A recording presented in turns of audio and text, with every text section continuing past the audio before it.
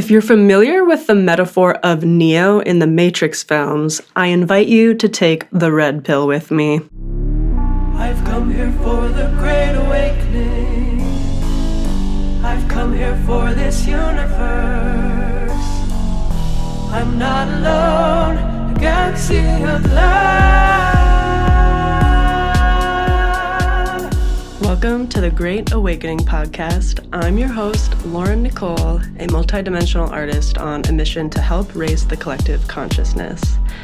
In this podcast, we are going to be exploring all things spirituality, manifestation, plant medicines, and more on this journey of awakening to and remembering who and what we really are. Welcome back to the Great Awakening podcast. Today, I'm going to discuss awakening from the Matrix. So I will be talking about what the Matrix is, why you shouldn't trust mainstream media, how to exit or overcome the Matrix, and at the end, I'm going to do a deep dive on my song Enslaved, which I wrote about this very topic. So let's dive right in.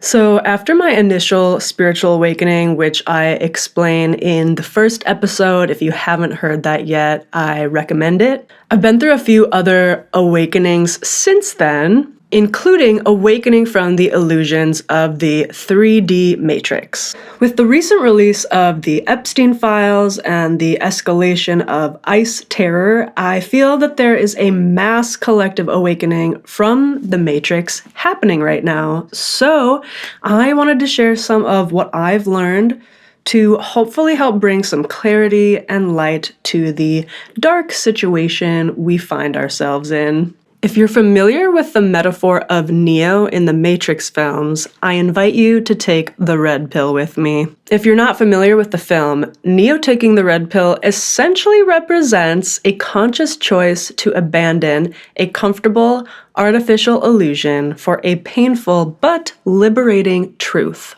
So, first I'd like to discuss what the Matrix is and why we actually need it to a certain extent.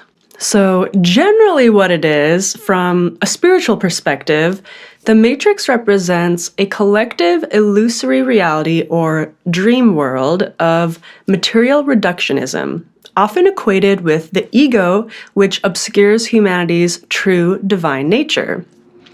It acts as a mental, emotional, and societal prison of sorts, a consensus illusion that limits perception and keeps individuals focused on superficial, fear-based, or material pursuits, separating them from spiritual truth and unity consciousness. From the spiritual perspective, the Matrix or illusory dream world that we live in allows us to have a human experience. Because if we knew the truth right from birth about our true divine nature as God consciousness, we would not be able to have a human experience. So we need the illusion of separation to some degree in order to experience life and to grow and evolve as souls. The Matrix is a collection of collective beliefs, control structures, and thought paradigms that create identities and structures for the ego and for society at large. Our current matrix system is generally designed to keep human consciousness limited to survival, ego, and fear. In case this concept is new to you, ego is your sense of I, as opposed to your soul perspective or God perspective that's more of a we identity, or universal consciousness that exists outside the matrix. The ego operates through mind and body attachment, whereas the soul represents inner wisdom, compassion, and connection to the divine. A lot of what we believe to be true within the matrix is controlled by the people in power and our authority figures like religious leaders, politicians, owners of the mainstream media, etc., etc. The power structures influence the public's thought paradigms. Examples of matrix programming are the collective paradigm that in order to be a good citizen, you need to get a degree, get a 9-to-5 job, get married, have kids, pay your taxes, and you'll be happy. But This isn't actually the truth, and we need to ask ourselves, who does it benefit?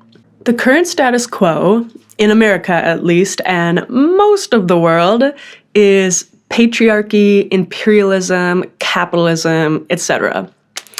It would seem to me that the paradigm that we need in education to get a career ultimately benefits the corporations who need worker bees to help make them profits. I feel like a lot of our high school education especially teaches us just enough to join the workforce, but not quite enough to think more independently, learn how to do taxes and finances, for instance, or to be entrepreneurs. The modern education system seems to be designed to create punctual, obedient, and standardized laborers.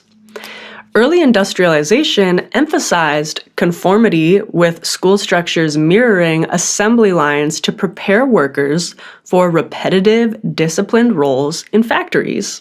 Another example of matrix programming is religion, which I believe is primarily pushed to the masses to control people and keep people in fear. Religion acts as a mechanism for social control by establishing moral codes, reinforcing social solidarity, and enforcing behavioral norms, often using the threat of supernatural punishment or the promise of reward. It shapes cultural values regarding family and gender, influences legal systems, and can be used to justify authority or manipulate behavior. It makes people believe that if they don't behave in a certain way, the daddy in the sky is going to send you to hell for eternity. Christian religions especially shame people for our natural sexual desires and tell us that it's sinful to indulge these desires out of wedlock. People who are disconnected from and ashamed of their own bodies are easier to manipulate. Religions tend to try and convince you to give your power away to outside forces, but every single one of us has our own direct connection to the divine, and you don't need a priest to be the middleman. Part of awakening from the matrix is awakening to the divinity within you, and realizing it's not outside of you and not separate from you. This is actually what Jesus was trying to teach. The kingdom of heaven is within. Jesus was not a Christian, by the way, and the Bible was heavily influenced, rewritten, and altered by various kings, scribes, and politicians over time to paint him in a light that served the people in power. That said, I do think there are kernels of truth in every religion, such as the golden rule that spans across almost every single religion out there, which is do unto others as you would have them do to yourself, or in other words, love your neighbor. All right, moving on. The matrix that the American people currently live in is largely dictated by the mainstream media, otherwise known as our propaganda machine. I actually made a video on this in 2021, so I'm gonna play that now because I describe how the majority of media is controlled by only 6 companies that have consolidated into what used to be hundreds of independent companies, leading to a media oligarchy, which ultimately leaves us with biased news and controlled narratives. Hey guys, if you don't already know me, my name is Lauren Nikohl. I'm a singer-songwriter, but I also went to the University of Southern California to study communication. There are a few core ideas that I left USC with that totally changed how I see the world, and I wanted to share some of this education with you today to further spread awareness of the structures of our society. Today I'd like to talk about the consolidation of media and how that ties into cultural hegemony and the freedom of information. In 1983, 90% of American media was owned by 50 companies. By 2011, that same 90% of American media was owned by just 6 companies. The giant corporations have bought up thousands of media outlets across the US. So now, just 6 companies own 90% of all that we see and hear in our movie studios, news stations, major journals, TV shows, and music. This produces a concentration of media ownership and elimination of local, independent, and alternative media and alternative ideas. The media gives us this illusion of choice, as if we have hundreds of news outlets to cross-check facts and ensure there's a freedom of information, when in reality, there are only 6 companies in control of the information that we receive in the mainstream. For example, News Corp, one of the big 6, owns Fox, Wall Street Journal, New York Post, and many others. On top of this, did you know that the CIA works closely with the mainstream media to develop the narratives that we hear? I recommend that you read No Place to Hide by Glenn Greenwald to learn more about this. He explains Edward Snowden's challenging journey to releasing whistleblower information to the public and how the government tried to stop them from publishing this information in major news outlets. So, most of our ideologies and paradigms are passed down to us by the ruling class, meaning many of our belief systems are socially indoctrinated upon us based on who is in power. This is called cultural hegemony, the domination of a culture by the ruling class.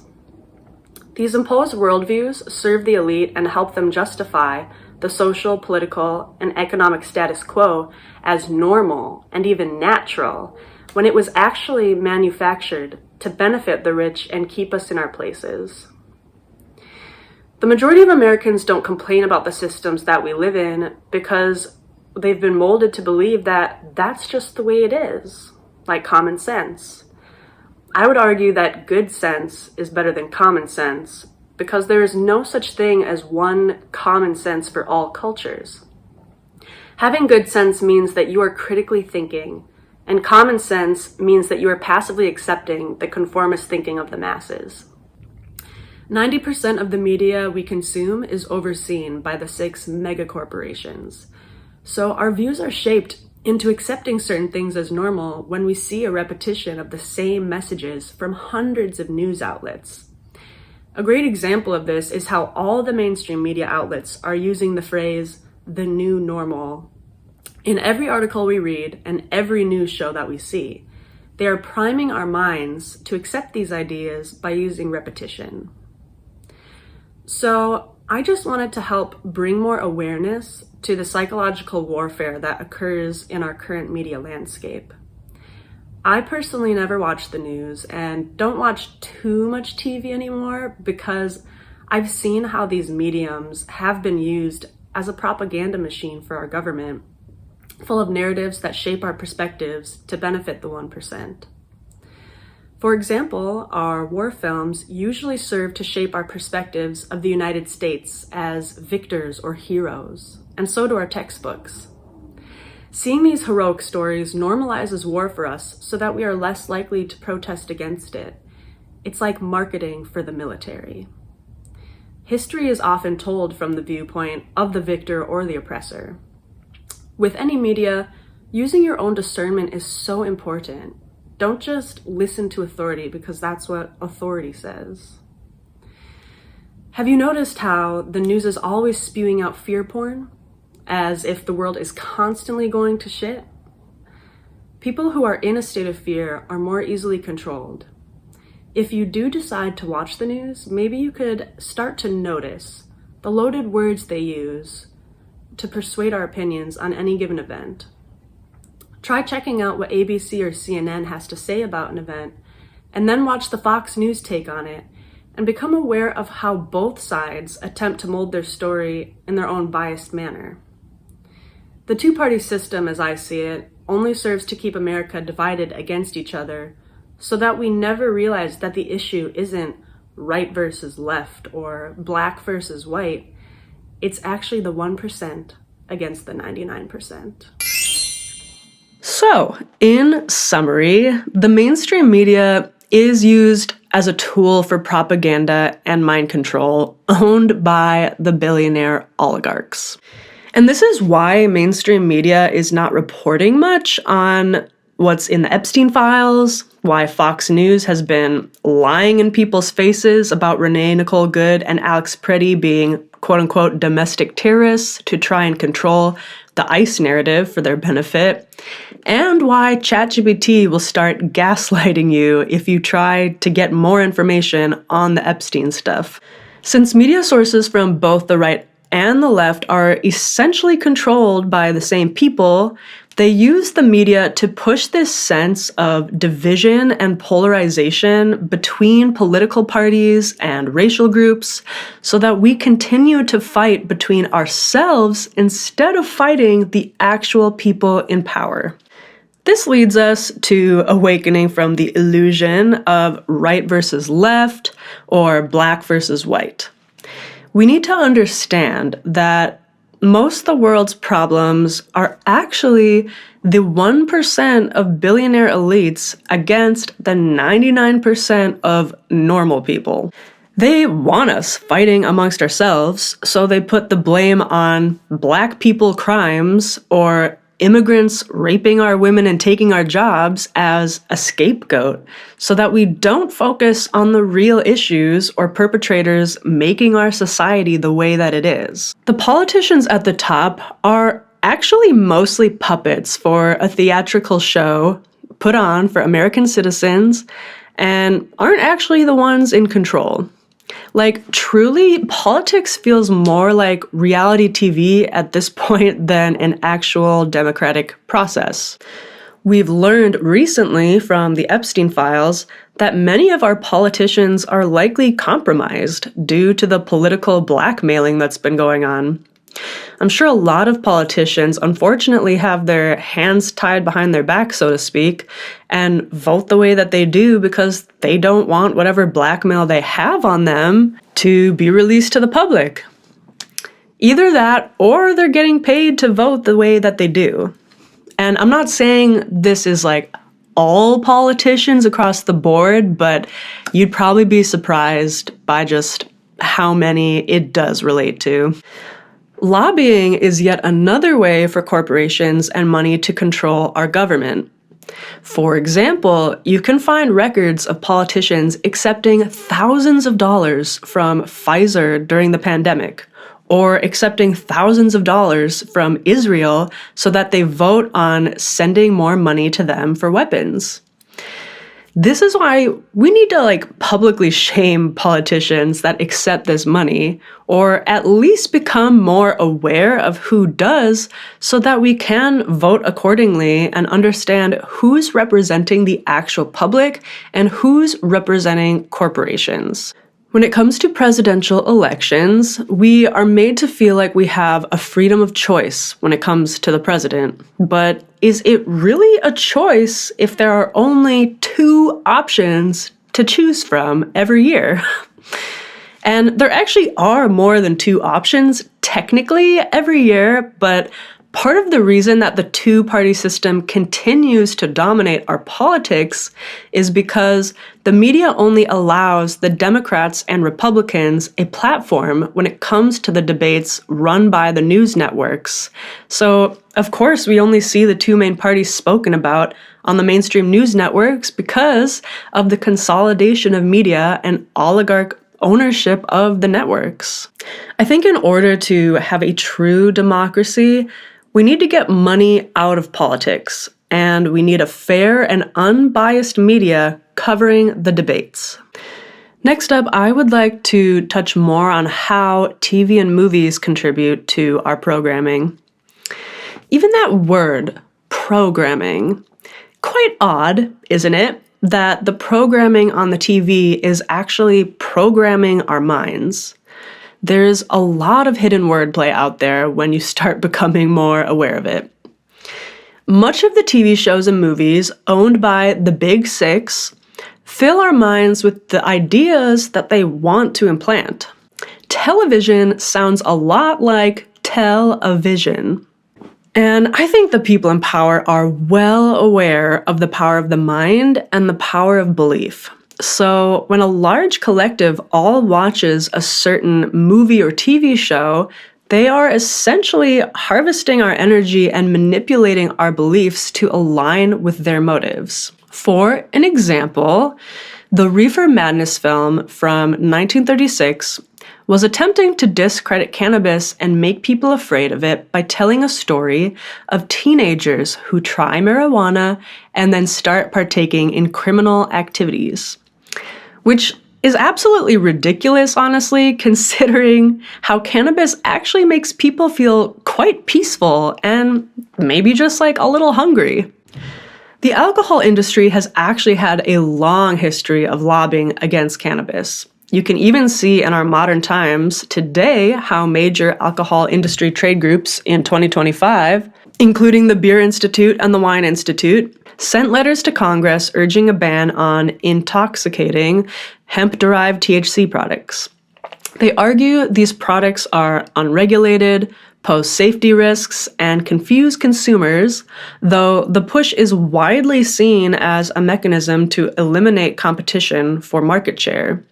And again, this is so crazy because alcohol is factually way more dangerous than THC and causes more crimes and deaths than cannabis ever has. But I digress. Next, I would like to touch on Operation Mockingbird. Operation Mockingbird was a covert CIA campaign initiated in the early Cold War era, starting in the 1950s, to influence foreign and domestic media, plant pro-US propaganda, and manipulate public opinion. The operation involved bribing journalists, infiltrating major news organizations, and using media assets to shape global narratives. It's interesting to me how a lot of sources online talk about Operation Mockingbird like it's in the past, but I'd bet $1 million that these operations are ongoing.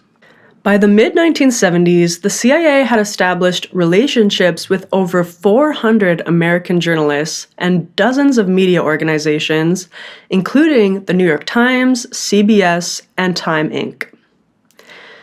Circling back to Edward Snowden, he made it clear that the mainstream news outlets are basically not allowed to share any narratives that the government doesn't agree to dispersing. So, do we really even have a free press? The CIA has historically funded radio broadcasts and influenced Hollywood scripts to promote anti-communist sentiment, amongst other things, I'm sure. Disney was even releasing propaganda films during World War II. So, I briefly touched on this in my video from 2021, but war movies paint the American military like they are heroes, which aims to brainwash young people into wanting to work for the military or to be spies for the CIA and FBI. These war films make it seem like an honor to fight for America and brainwashes people into believing that killing the enemy is justified even if it means innocent people have to die in the crossfire. Another interesting piece of this whole topic is what I'll refer to as predictive programming. Again, I think that people in power are well aware of the power of the collective consciousness and how our beliefs shape reality. And I believe that there are likely many TV shows and movies that are created to try and skew public opinion and or manifest certain outcomes that they desire. If you're listening to this podcast, you likely are also well aware of the power of belief and manifestation.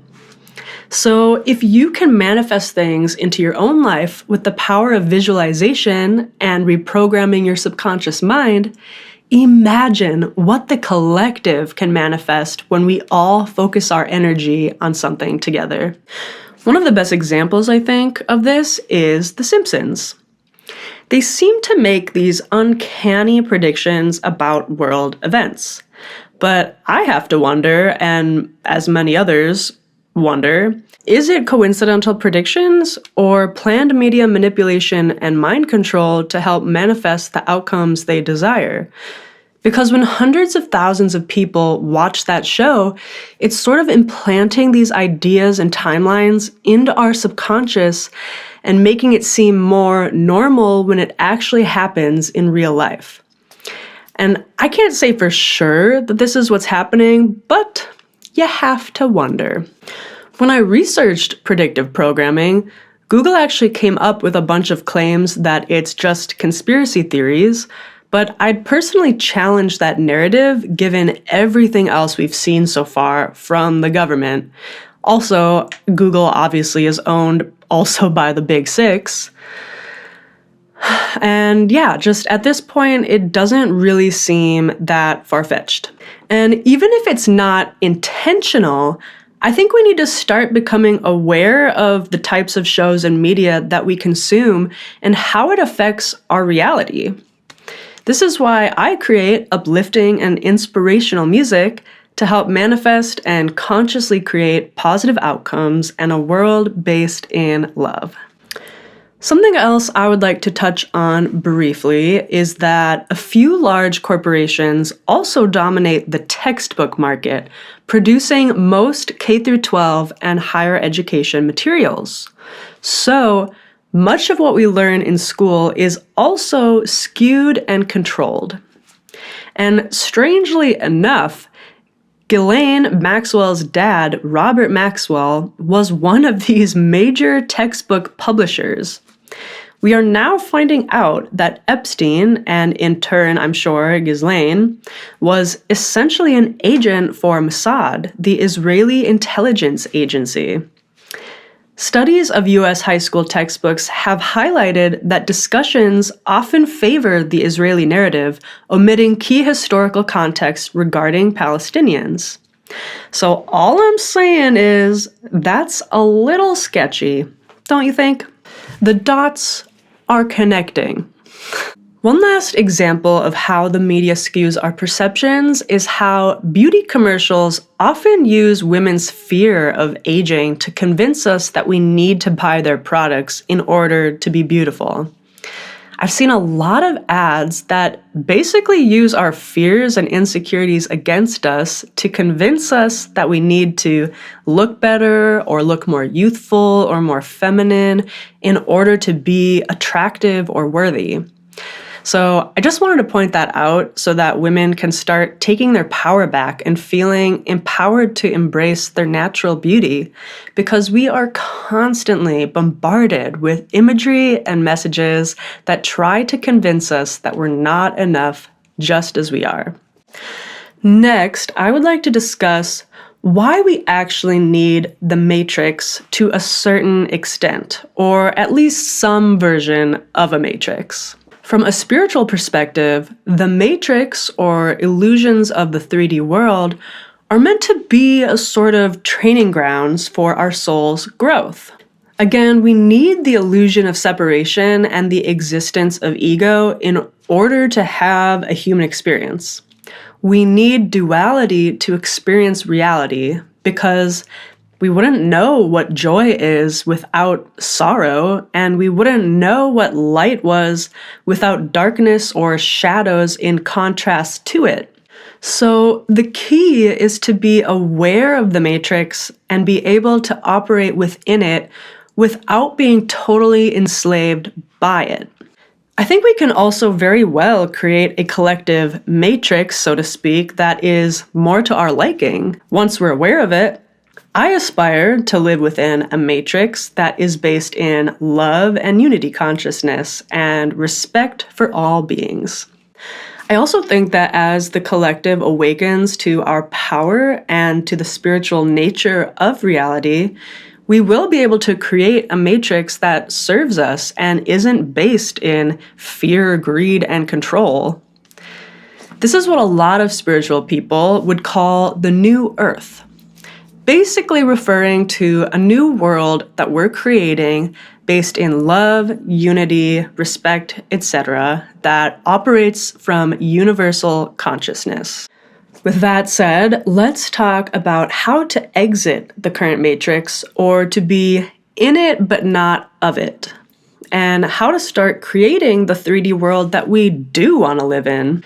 So first, we need to unlearn and question. So challenge all the societal norms and truths and propaganda that we've been fed since we were kids.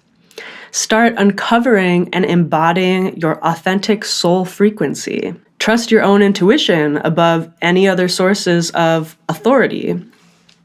Become your own authority and nurture your own relationship with the divine, God, source, universe, however you want to call it. I think it's all the same thing, just using different language and words to try and describe it.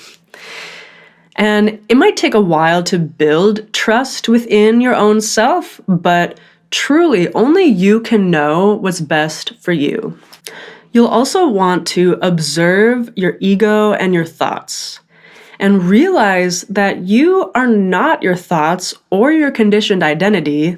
You are actually the observer behind the thoughts. Another way to exit the matrix is to raise your frequency or vibration.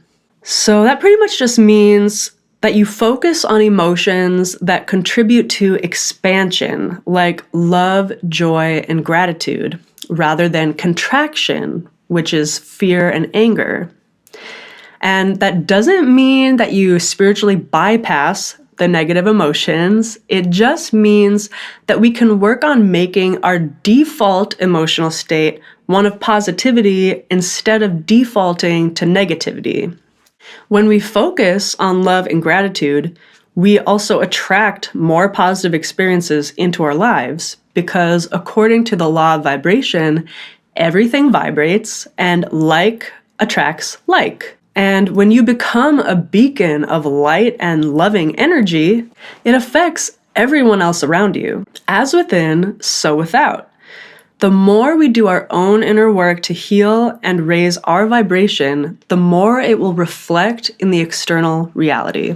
So, do your own inner work, shadow work, and practice mindfulness. Engage in meditation, self-reflection, and grounding techniques to stay present rather than get caught in the system.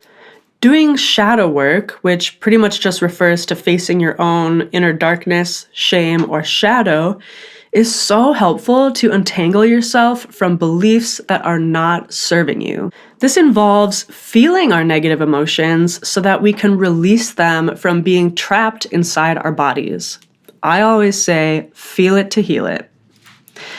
Emotion is energy in motion. If we try to repress our emotions, they become stuck inside us and can fester into things like diseases and mental health issues. Meditation and practices like yoga help us to become more self-aware of our thought patterns and allow us to detach from our mind and become more present. I think that sometimes in order to move through something challenging in our lives, all that's really needed is for us to become present enough with ourselves and our emotions to feel the emotions and cry them out or release them. Journaling about your feelings can also be a cathartic way to release anger and grief. So another way that we exit the matrix is by doing a media detox. So limit or remove exposure to mainstream media, apps, and excessive consumerism. Be mindful of what you allow into your mental space, in the same way that you would cut out unhealthy foods from your diet. Exiting the matrix also leads us to what a lot of spiritual people refer to as 5D consciousness, which is basically shifting to a state of unity consciousness where you perceive the interconnectedness of all things and operate from love. It's also important to embrace sovereignty, recognizing you are a powerful creator, not a victim of circumstances. We are all co-creators with the universe and are all reflections of God or Source. And within that sovereignty, reclaim your power. One way you can do this is by reframing life events and changing your perspective, which in turn can actually alter the perceived reality. For example, let's say you just got broken up with. The victim mindset would be, my ex is an awful person who hurt me. But the empowered mindset might be, this person helped me to learn more about how I'd like to be loved, and I lovingly release them and accept that they were a necessary stepping stone towards aligning with the partnership that I truly desire. Reclaiming your power can also look like getting clear on what you want in life and moving towards it rather than just reacting to circumstances and accepting things for that's just the way they are. Be deliberate about where you place your attention and energy. It can also look like practicing self-care, so nourish your body with healthy food, adequate sleep, and movement to maintain your energy levels and feel your best. And finally, stop seeking approval from external validation or sources of authority. Focus on your own values and stop apologizing for your needs or living for others' expectations. All right, before I finish this episode up, I would like to take a quick moment to shout out some of my offerings since I am my own sponsor as of right now. First and foremost, I would like to announce that I have finally published my Oracle deck, the Ascend Oracle, which is the world's first music-paired Oracle deck. So each card is connected to an original song of mine, and on the card there is a QR code so that you can scan it and hear the song and receive all your messages. I have also published the Psychedelic Guide and Integration Journal for intentionally exploring and healing with plant medicines.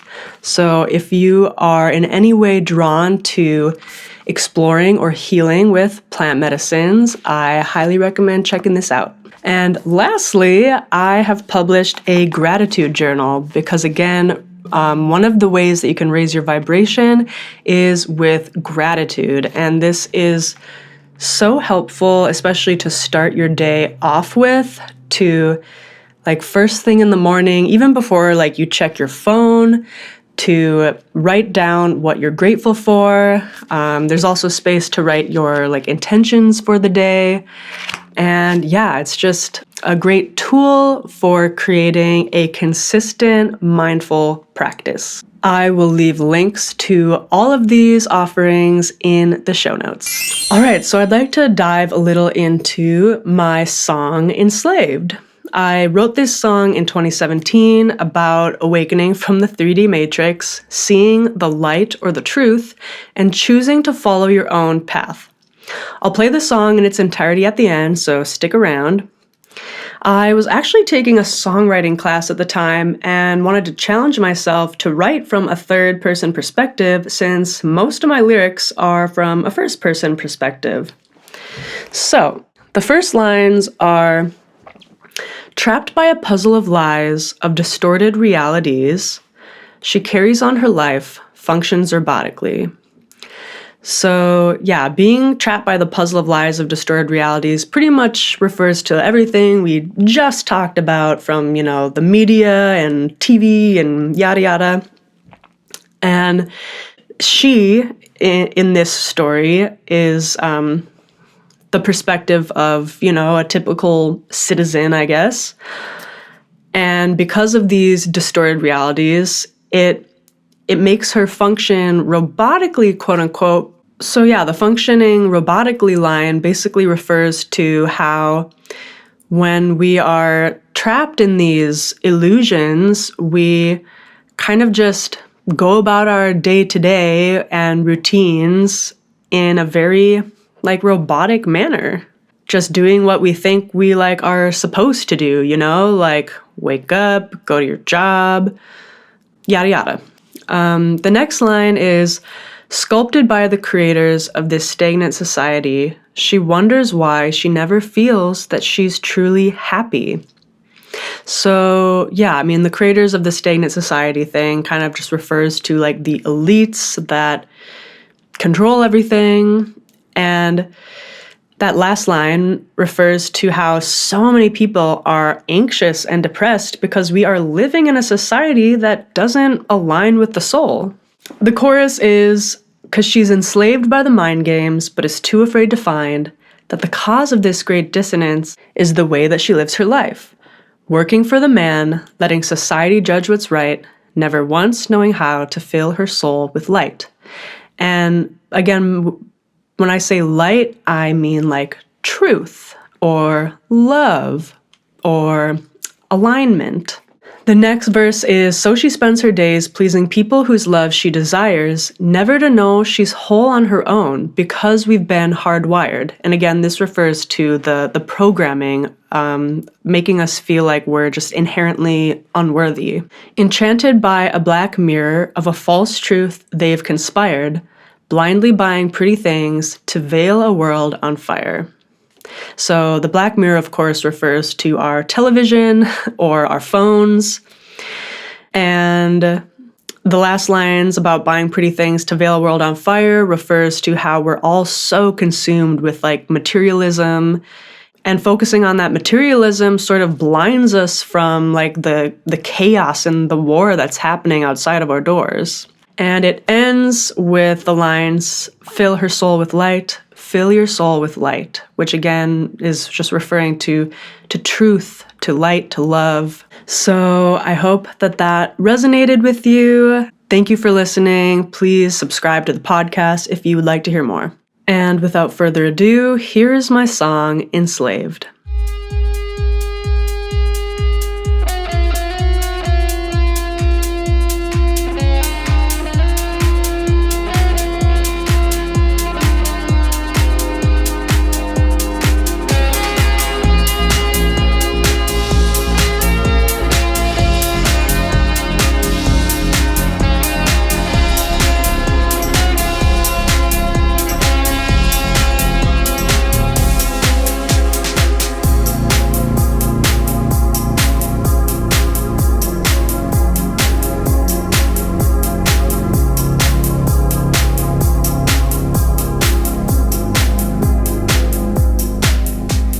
Trapped by a puzzle of lies, of distorted realities, she carries on her life, functions robotically, sculpted by the creators of this stagnant society. She wonders why she never feels that she's truly happy, 'cause she's enslaved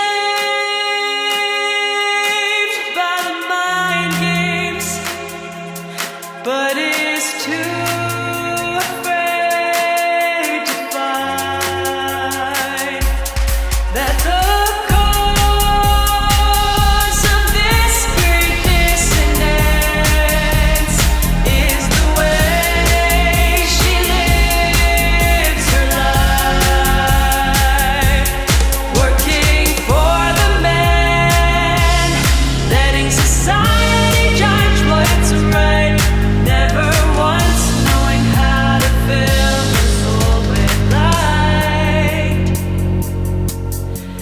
So she spends her days pleasing people whose love she desires, never to know she's whole on her own because we've been hardwired, enchanted by a black mirror of a false truth they've conspired, blindly buying pretty things to veil the world on fire, 'cause she's enslaved by the mind games, but is too afraid to find that the cause of this great dissonance is the way she lives her life, working for the man, letting society judge what's right, never once knowing how to fill her soul with light. Yeah, she's working for the man, letting society judge what